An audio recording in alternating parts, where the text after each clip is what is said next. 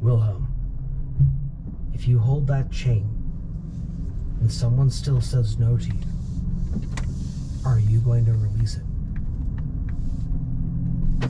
If it comes to it. If it is our only choice, then yes. I need you to know that I respect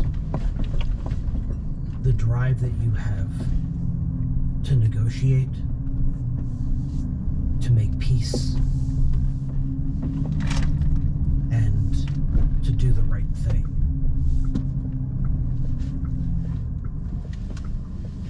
But there are people in this world, Wilhelm, that don't want peace.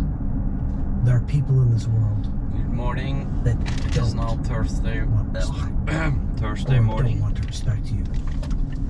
And there are people in this world Lovely who day. just want things their way.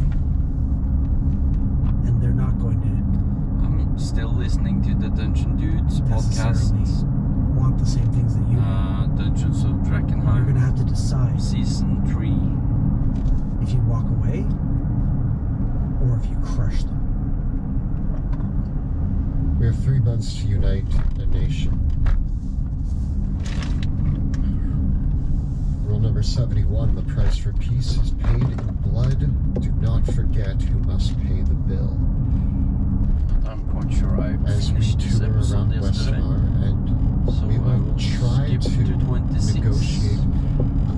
Listen, we're not going to march up to every doorstep with an army and say, follow us or die. We're going to ask each duke what we could do to gain.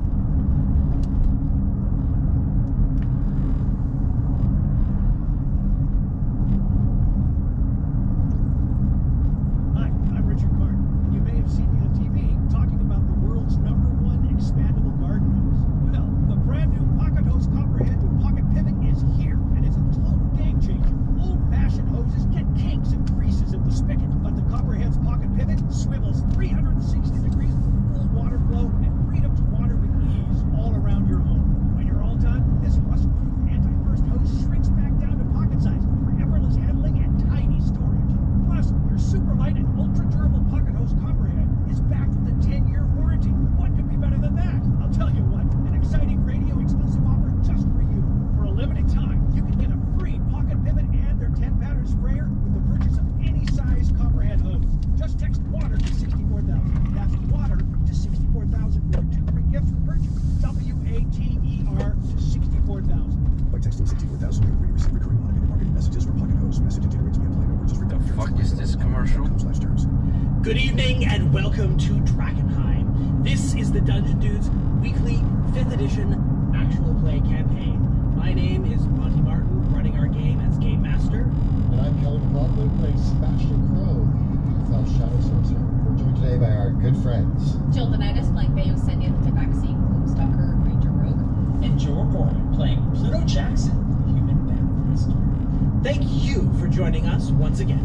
If you are just tuning in for the very first time, welcome. We are the Dungeon Dudes, and Kelly and I post new videos every other Tuesday and every Thursday on our YouTube channel, where we cover everything for tabletop role-playing games, including advice for players and guides for game masters. You can also join us on Tuesday evenings when we present the campaign live on Twitch. You can check us out from 6 p.m.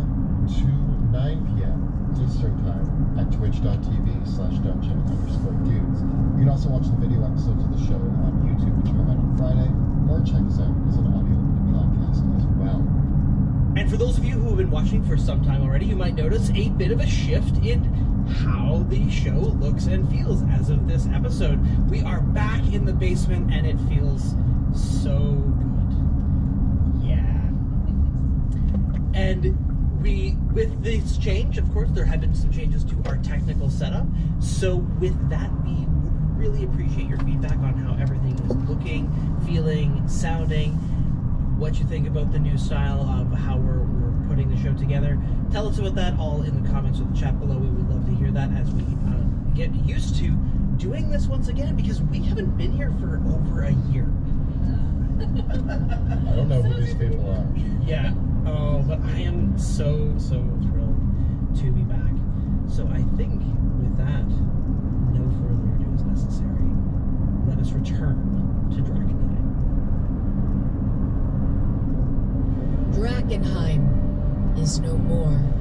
devastation which fell upon that accursed place left a kingdom in ruin. Now, horrors lurking in the haze grow ever more great and terrible, while simmering tensions between rival factions boil over into outright war. The power of monarchs, mages, and priests hangs in the balance. 6 unlikely heroes join forces to confront the coming chaos. They shall decide, once and for all, the fate of Drakkenheim.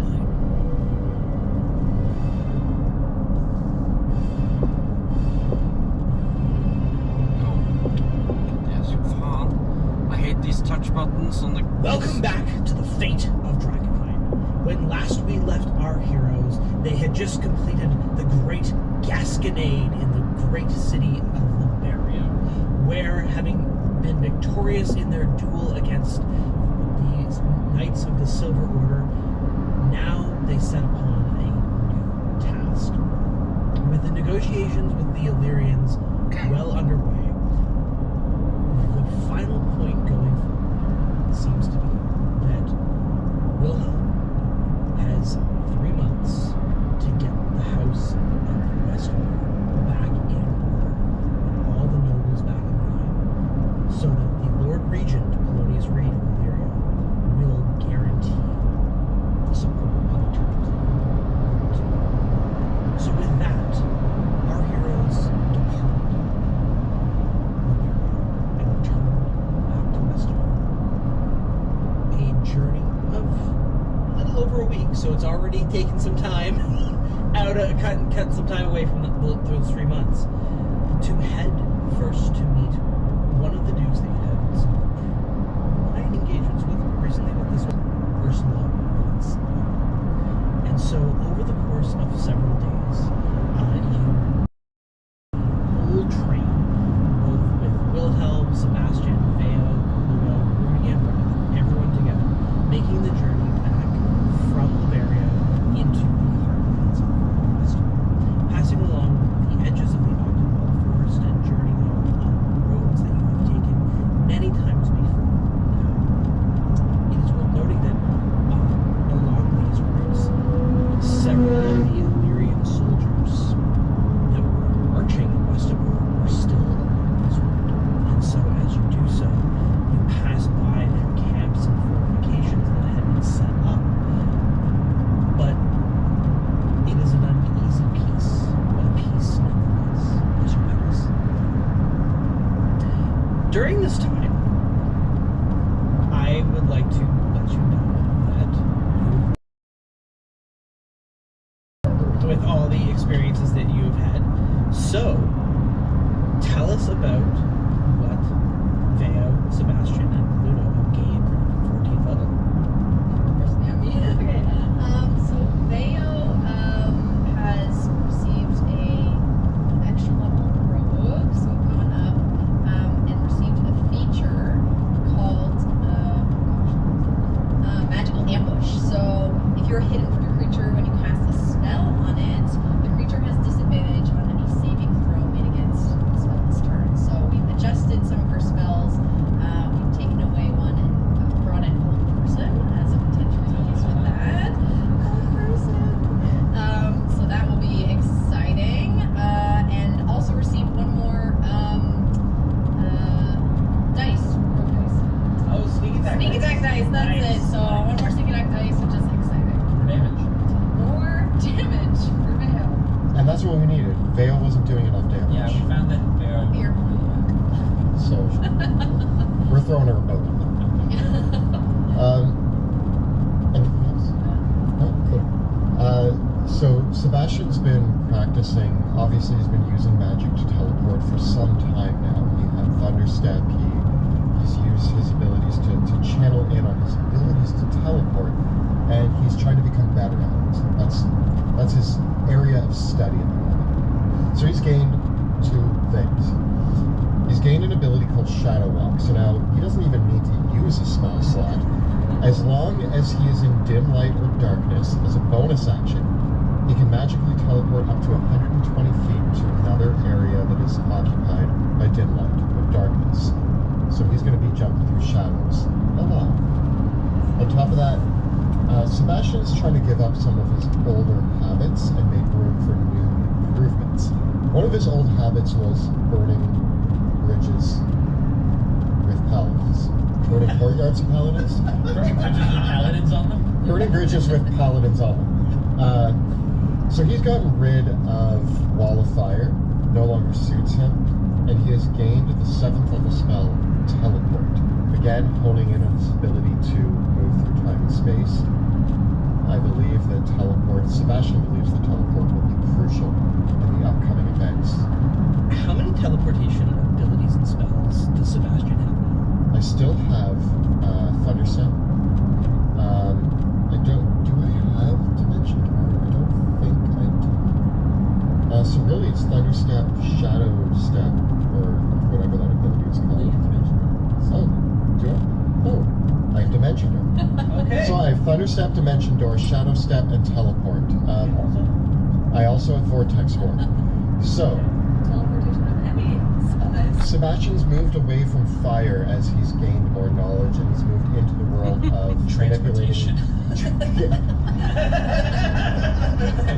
Sebastian Shipping and Co. Yeah. He's starting a business. Yeah. He doesn't want to burn bridges anymore. He wants to build them with convenient transportation. Fast, reliable, cheap. Incidentally, as your new ability comes into mastery, one of the things that perhaps River Eldrick mentioned to you is that teleportation is a service that the Academy does technically provide to nobility, and typically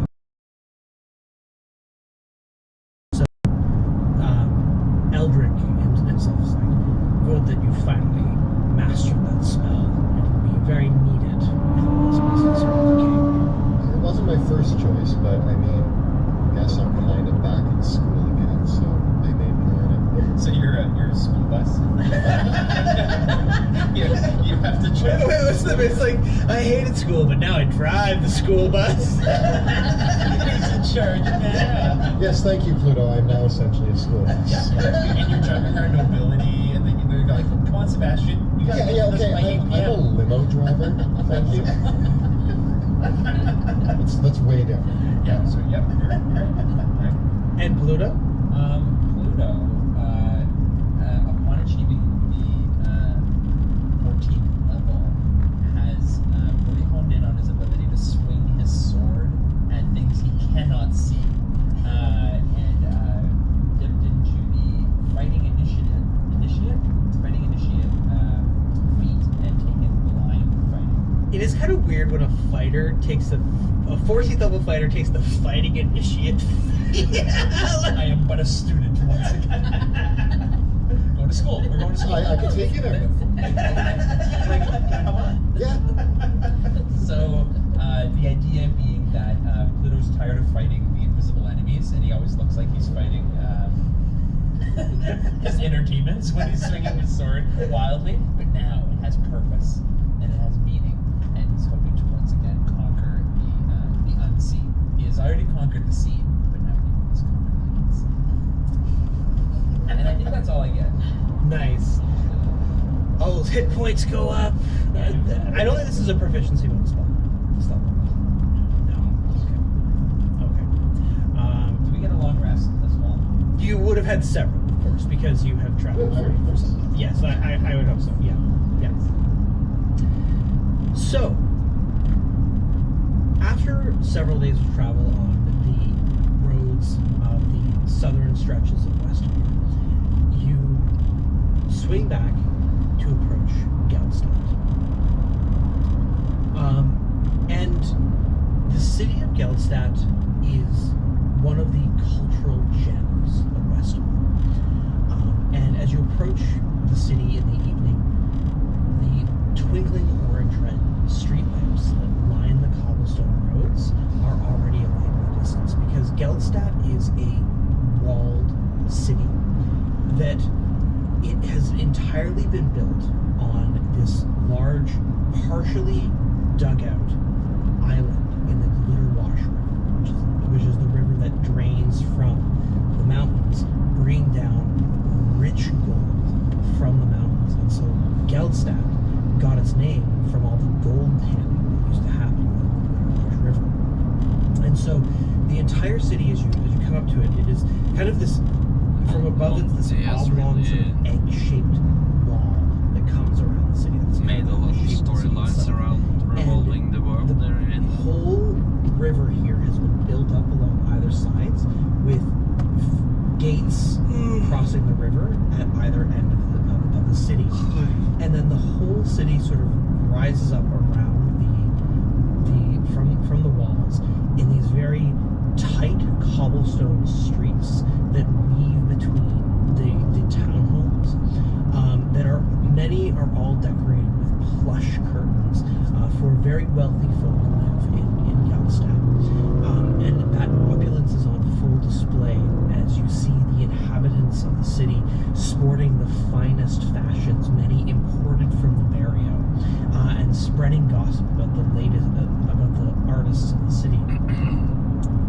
The many craftspeople are ending their day, but Geldstadt itself also is home to many galleries, theaters, and even a grand opera house, giving it a very vibrant cultural life. That said, having now come from the barrio, it feels like a trip to the country. Geldstadt is a much smaller city than the barrio, only home to about 20,000 people. And so by comparison to the hustle and bustle, the barrio in its culture is bombastic, loud, a melting pot of hundreds of different peoples of all walks of life, very different types of people. But in Geldstadt, that refinedness, that sort of that wealthy, highbrow notion is really what dominates the city here. So whereas in the barrio there is so much popular artistry, so much street performance, all that vibrancy, especially all the smells of food and partying, Geldstadt is a little bit quieter and more refined in that respect, almost as if this is where the wealthy go to retreat away from and enjoy the finer things in life, away from perhaps what they would call the rabble. Here comes the rabble. And here comes the rabble indeed. Not far from Geldstadt proper is the estate of House von Sindow. The von Sindow estate is not only called Castle Sindow, but it is in no respect could be considered a defensive fortification at all. It is rather a sprawling country manor house that has gardens stretching out before it that are maintained by a whole crew of servants and gardeners and housekeepers. As you are passed from the city, because you cross through the city on the other side to get to the Sindow estate, and there are rows and rows of gardens and a massive hedge maze out in front of the estate. The estate is so large that it does have a guest wing, which now that the political climate is starting to become a little bit cooler from what it was before, the Duchess Ursula von Sindow has extended her invitation for the king to stay at the estate. And as part of that encourage, the three of you have also been provided with guest quarters. And so arriving later in the evening, there is a flurry of activity as all of you are settled down and shown to your rooms and greeted. But in the haste of almost everything, there's a moment where Wilhelm is able to have a moment to be introduced to the Duchess herself.